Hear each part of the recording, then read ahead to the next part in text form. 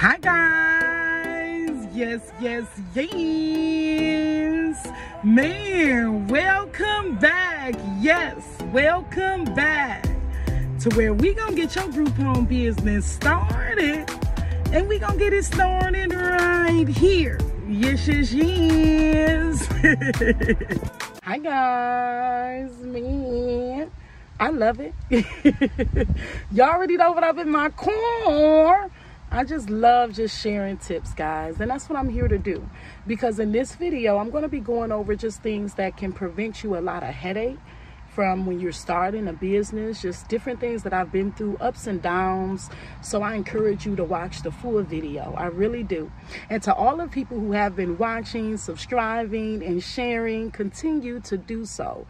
I love it. It lets me know that you guys really want to continue to see these things. And I'm here all the way for it, right? So let's start, right? One of the first things that I did do when I started the business is I went online and I scoped up Group Home Riches.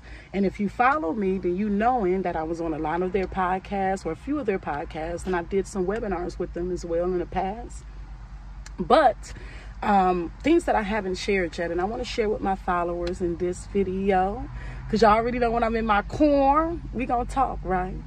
When I probably about a year into me starting a business, I had opened up around like 3 properties by then. Right, I had a family flat going. I had a couple locations on the west side of the Detroit area, and you know, it was just going okay as far as me keeping the properties filled. But as far as me keeping an upbeat on the money to keep the property going, I wasn't really making enough to pay the bill. It was a lot of things happening. Okay, so I had to shut down. I shut down every location. I did, because it was challenging for me. Even when you're rendering room and board, you still want to make sure that you are making your bed rates the amount, or room rates the amount, to cover the expenses, and then you can take home some monthly income too, because that's why we're starting this business. Of course, I love helping. You know, of course, I love getting out there and making sure that if I can provide housing to everyone in need, I would definitely do so. And, you know, and that's a big goal of mine. You know, I love being a housing provider, but just being that housing provider, it can take you through a lot if you're not equipped with the business. And I mean that.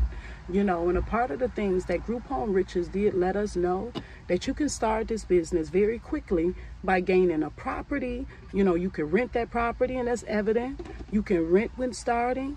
And then you can also, you don't have to go out again and getting that license. Problems I endured in the business. Guys, I want to go in depth about when my brick wall set in. My 3rd property, I'm going, but I'm losing. And I did not want to expand and open up another property just to not have it equipped with that one. Of course, getting clients for me is always easy, because I love networking. I love giving out my flyers, and I love building that waiting list. But I always say the more you help, the more you make. And those are the things that I'm separate and completely separate from Group Home Riches. And my courses is completely different. You can start your room and board group home setting within 30 to 60 days, but I'm here for growing your revenue. Actually start a transitional program to where you're getting paid daily for assisting your individuals, or recovery contracts, adult foster care program. Let's assist the community, because we can have, you know, we don't have as many places for mental health. That's a big thing. So when you're jumping out there, it's important to just have whatever services you're going to be outsourcing or rendering or partnering with others to do, housing provider, and then we're just going and growing and growing and growing. So 17 weeks of training. You're also getting homework. You're inside of the portals, the payment portals. I'm just guiding you there, and you're doing it on site. So I love it. So if you're not here again in Michigan with me, I have my virtual classes. I love them. I've assisted several individuals virtually. Quick shout out to one of my ladies who was in Memphis, Natasha, man, I love it. Her and her husband does phenomenal work. They've been operating now for about a good 6 months and just doing phenomenal. And she kind of understands Yes, she's in the process of growing her services, but she started off with room and board mixed with services and doing more of a higher bed rate to cover that logistics behind it. That's important. So those are the other tools that you will gain with me. No, I want you to start right away. That's important. But start in making sure you're pricing your beds the right way. You're in the payment portals. You're in the route to securing state and federal funding. That's what I'm here for, right? So tips of the day. Let's talk about that, right? Tips of the day and growing your home. So just a couple services that you can offer. I love transportation because I've been rendering transportation even before the group homes. Like I've had a transportation company. So I love it. I always understood the logistics behind it and riding with the people. That's just something I love. So transportation is a phenomenal way to grow your group home. Also, if you're going to be rendering any recovery houses and you're like, man, I want a clean and sober environment, but you're seeing your clients still having hiccups with that. Right? So just going in and making sure you're taking advantages of all the peer support programs and anger management support that you can set up inside of your home for your clients, man, that's important. Also funding. Let's talk about that. Funding is extremely important when you're set up, when you're starting.